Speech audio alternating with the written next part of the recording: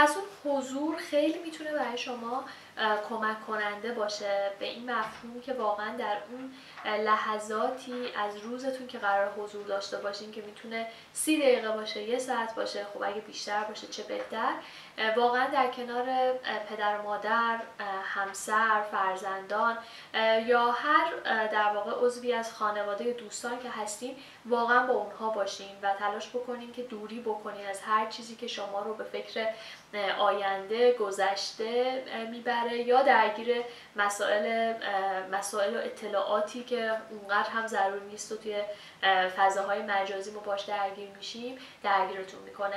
این بعد از یه مدتی خیلی به شما حس خوبی میده و کمکتون میکنه، به خاطر اینکه میبینید در طول روزهاتون و هفته هاتون شما زمانهایی رو دارید که به خودتون اختصاص میدین، اون صبحگاهی که توجه به خود، حال خوبه، شروع خوبیه، زمانهایی رو دارین در روزتون که دارین برای پیشرفت خودتون، برای امور کاری و حرفه‌ای خودتون تلاش میکنین و همچنین زمان و لحظاتی رو دارین که واقعا حضور دارید و با کیفیت در کنار عزیزانتون هستید. اینها معمولا چیزهای اساسی هست که ما رو خیلی خسته و دلازرده میکنه. خیلی وقتا روی مسائل کاریمون تمرکز میکنیم، مسائل زندگیمون رو کم رنگ‌تر برامون میشه یا نمیتونیم روش تمرکزی داشته باشیم، یا برعکس خیلی درگیر امور خانواده میشیم، امور کاریمون در واقع دچار مشکل میشه. ولی واقعا میشه که با یه سری برنامه‌ریزی‌ها تا حد زیادی یه روتینی برای خودمون درست بکنیم که بتونیم برای همه وقت بذاریم و حس رضایتمندی بیشتری از خودمون داشته باشیم. نکته دیگری که باید توی این برنامه‌ریزی من به شما بگم اون هم این هستش که شما میتونین در روزهایی که دارین، حالا روزهایی که مشخص کردیم هر کدوم هم یک تم خاص داره، یه سری کارهایی اگر هست که روزانه هر روز باید انجام بدین، فارغ از اون تم روزانه‌ای که براتون وجود داره، 1 ساعت خاص و مشخصی رو از روز به اون کار اختصاص بدین.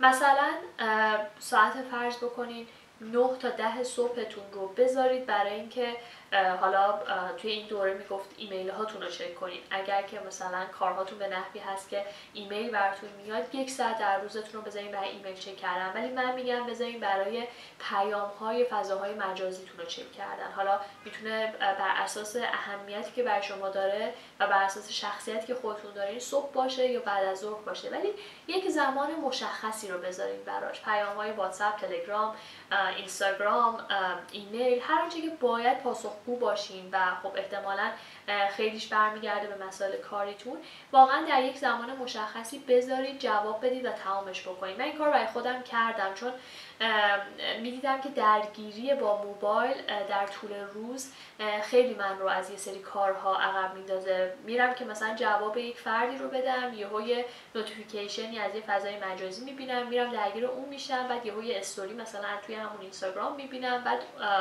درگیر میشم، یهو میبینم رفتم مثلا یه پیام جواب بدم 2 دقیقه، 20 دقیقه است، نیم ساعته که من اینجا دارم میچرخم حداقل. و چی شد الان؟ مثلا نهایتا من یه پیام می‌خواستم جواب بدم، یک عالمه درگیری هایی برای من پیش اومد که اصلا نیازی نبود که پیش بیاد و این کارو کردم. یعنی درسته که حالا اون در دسترس بودنه کمتر شد، یعنی کسی پیام بده همون لحظه جواب از من نمیگیره، ولی خوبیش این برای من شد که تونستم هم مدیریت بکنم که پاسخگو باشم و هم بتونم مدیریت بکنم که در یک زمان خاصی از روز این کار رو انجام بدم و خدشه به امور دیگه هم وارد نکنه. یا مثلا اگر قراره که ما زبان بخونیم، خب زبان باید هر روز باشه. شما نمیتونید یک روز رو اختصاص بدید به زبان، شما باید نیم ساعتتون یا 1 ساعت در روز رو اختصاص بدید به زبان خوندن و خیلی خوبه اگر که در 1 ساعت مشخص این کار رو بکنید. مثلا بگید 4 تا 5 عصر من مال زبانه و توی اون کلندری که اول کار گفتم اینو تنظیم بکنید. یعنی وقتی شما کلندرتون رو اصطلاحاً بوک کنین یا رزرو بکنین که این ساعت من باید مثلا زبانم رو بخونم و قشنگ اونجا براتون مشخص باشه، اولا بهتون یادآوری میکنه، ثانیا وقتی میخواین برنامه‌ای بریزین جایی، وقتی نگاه میکنین به برنامه‌تون میبینید که من ساعتی برای زبان دارم و جای قول نمیدین، چون میگین مثلا من 4 تا 5 درگیرم، مثل اینکه یک کلاس داشته باشین و خیلی خیلی بهتون کمک میکنه پایدار بشین و بعد از یه مدتی مثلا اصولا بعد از 30 روز 40 روز شما ذهنتون هم عادت میکنه به اینکه در اون ساعت این کار انجام بده و اگر انجام ندید یه چیزی این کار عجیبه و این خیلی خیلی توی چیزهایی که نیاز به استمرار داره میتونه به شما کمک کنه، مثل حتی یه ورزش کردن یا چیزهای شبیه به این. من حتی در مورد آکادمی هم این پیشنهاد رو میدم، همیشه به بچه‌ها میگم بچه‌ها یک روزی و یک ساعت مشخصی از هفتهتون رو رزرو بکنید برای آکادمی. فرض بکنید که کلاس باید برید و این کلاس در این روز و در این زمان برگزار میشه.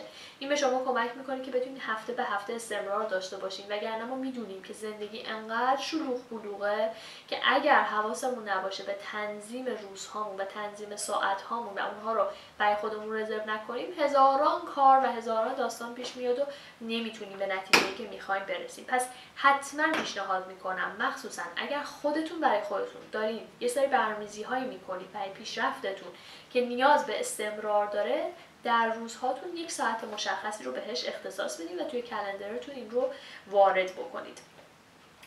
موضوع دیگه که میخوام بگم بچه‌ها، حالا فارغ از این بحث برنامه ریزیه و اونم اینه که شما توی هر موقعیتی که هستین، میخواین دانشجو باشین، فارغ التحصیل باشین، کارمند وکالت، وکیل دادگستری، سالها سابقه کاری، توی هر وضعیتی که هستین حتما باید در کنار کارتون یه چیزی برای پیشرفت شخصیتون داشته باشین، پیشرفت شخصی یا حرفه‌ای، یعنی یه دوره‌ای، یه آموزشی. هیچ وقت از آموزش دیدن خودتون دست نکشین، به خاطر اینکه حالا همیشه این نیاز وجود داشته، ذهن ما باید آپدیت باشه، باید به روز باشه، باید یاد بگیره، ولی الان دیگه در شرایطی هستیم که هر روز همه چیز تغییر میکنه و اینطور نیست که اگر یک چیزی رو چند سال قبل یاد گرفتیم دیگه میتونیم با همون پیش بریم. نیاز مهارت‌های جدید یاد بگیریم، نیاز با علم جدید به روز بشیم، تکنولوژی رو بیشتر بدونیم. پس خواهش میکنم ازتون که توی هر موقعیتی که هستین توی برنامه روزمره‌تون حتما زمانی رو برای آموزش دیدن خودتون بذارین یا حتی یک روز رو بذارین برای توسعه شخصی خودتون. همونطور که گفتم مثلا من روز سه‌شنبه مخصوص توسعه شخصی خودم، توسعه شخصی و حرفه‌ایم، اون روز سعی میکنم کلاس برم، مثلا دوره‌هایی که ثبت نام کرده رو اون روز ببینم یا کارهایی که دارم که کمک میکنه به من که پیشرفت بکنم از لحاظ ذهنی حرفه‌ای، توی اون روز بهش اختصاص دادم چون اولویت زندگیه و به نظر این رو حتما توی برنامه‌هاتون داشته باشین. حالا اگر که مثلا از اعضای آکادمی هستین و دارید قراردادنویسی رو یاد میگیرین، خب این خیلی عالیه، شما در کنار هر حوزه‌ای که هستین دارید برای خودتون وقت میذارید و این کار رو انجام میدید و یک مهارت جدید بهتون اضافه میشه. قراردادنویسی تموم شد، برید سراغ یک ماجرای دیگه، حالا یا قوی‌تر کردن این حوزه یا حوزه‌های دیگری اگر که فکر میکنین نیاز کار و حرفتونه. پس خواهشاً این رو حتما توی برنامه‌هاتون بذارید. یعنی من اگر که قرار بود خودم بگم میگفتم که مثلا توی هر روز اون صلح و آرامشه باشه، پیشرفته از لحاظ کارهایی که باید انجام بدیم باشه، اون حضور هم باشه، یک بخش از روز ما هم اگه بشه به آموزش و یاد گرفتن در واقع اختصاص پیدا بکنه. خب حالا من اگه بخوام یه جمع‌بندی بکنم، ما چی کار کردیم؟ اومدیم گفتیم برنامه‌ریزی که می‌خوایم انجام بدیم، اول از همه میایم به هر روزمون یه تم میدیم، تم هر روزمون رو مشخص میکنیم و سعی میکنیم توی ذهنمون اون روز خاص رو به اون کار خاص به ویژه بتونیم اختصاص بدیم و در عین حال یک کلندری داریم، یک تقویمی داریم که درش روزهایی و ساعتهایی که باید جایی حاضر باشیم و چیزهایی که خارج از کنترل ما، برنامه‌ریزی‌هایی که برامون اتفاق افتاده، اونها رو بتونیم توی هفته مشخص بکنیم که با در نظر گرفتن اونها کارهای خودمون رو هم براشون برنامه‌ریزی بکنیم.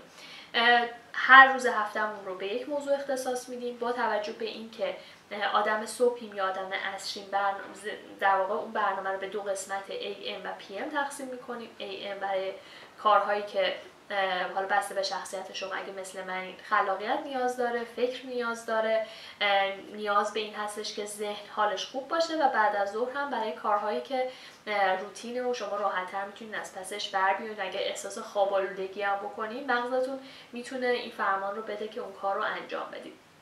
و بعد گفتیم که خود روزهامون به 3 قسمت تقسیم میشه. قسمتی که برای خودمونه، اون آرامش روزانمون رو داریم و صبحمون رو باهاش شروع میکنیم. قسمت پیشرفته که کارهای روزمره رو انجام میدیم و قسمت حضوره که سعی میکنیم لحظاتی یا ساعاتی رو به طور خالص حضور داشته باشیم در کنار خانواده.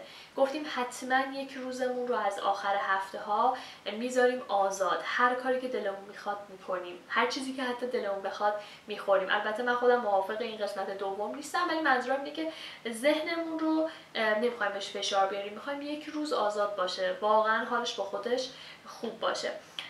و بعد هم گفتیم که خب یه سری کارها هست که نیاز به استمرار داره، اینطوری نیست که توی روزهای هر روز با تم مشخص بگنجه. نمیتونیم بگیم فقط ما یه روز زبان میخونیم یا یه روز فقط مثلا مسیجامون رو جواب میدیم یا یه روز فقط ورزش میکنیم. اونهایی که نیاز به استمرار داره رو ترجیحاً یا چیزهایی که حالا شما خودتون بر خودتون دارین برنامه‌ریزی میکنین، مخصوصا مسائل مربوط به آموزش که نیاز به یه پشت کار و نیاز به یه جدیتی داره برای اینکه آدم بتونه ادامش بده، موضوعات استمراری رو حتما ساعت و روز مشخص براش میذاریم که بتونیم هر روز اون ساعت و روز مشخص ما باید این کار رو انجام بدیم. حالا اتفاقی که ممکنه بیفته اینه که شما این برنامه رو دارین، هر هفته هم تکمیلش میکنین. خیلی خوب اگر که آخر هفته مثلا جمعه بشینین برنامه هفته‌تون رو بنویسین بر اساس اون چیزهایی که در نظر دارین نوشتین، میدونیدم چطوریه، بر اون اساس هم پیش میرین تا حدی که میتونید هم عملگرا و واقع‌گرا باشه. ولی ممکنه کلی اتفاق بیفته که شما اون برنامه رو نتونید انجام بدید. این اتفاقات چند تا دسته‌بندی داره. یه دسته‌بندیش اینه که شما متوجه میشین که مثلا در این زمان خاص این انرژی رو ندارین من که این کار انجام بدین، یا اینکه میفهمید که یه انتظار بیش از حدی از خودتون داشتین که این همه کار رو نوشتین که توی این روز انجام بدین. اینا رو با دقت در واقع دنبال بکنین و سعی بکنین که اون جاهایی که نتونستین، خودتون نتونستین برنامه‌تون رو اجرا بکنین، یعنی هیچ عامل بیرونی وجود نداشت و خودتون نتونستین، اونها رو یادداشت بکنین و اینها رو به عنوان تجربه ازش استفاده کنین، توی برنامه بعدی در نظر بگیرید و رعایتش بکنید. خیلی وقتا ما یه سری برنامه‌های خیالی برای خودمون می‌نویسیم و تنظیم می‌کنیم و همین موجب میشه که نتونیم انجامش بدیم و سرخورده میشیم و دیگه ادامه نمیدیم. پس لطفاً برنامه‌هاتون رو بر اساس واقعیت خودتون بنویسید.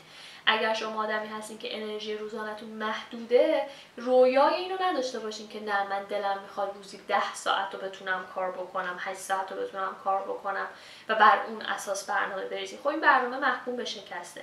هر چیزی که میخواین در خودتون ایجاد بکنین آروم آروم میتونین توی برنامه‌تون بگنجونین، ولی اینکه بخواین رویایی برنامه‌ریزی بکنین از اول بدونین که نشده. پس لطفاً بر اساس واقعیت خودتون و شرایط زندگیتون برنامه‌هاتون رو بنویسین. اگر قراره توی یک روز یک کار یا 2 کار انجام بدین بر اساس واقعیت زندگی خودتون، اشکالی نداره، همون 2 تا کار رو بذارید.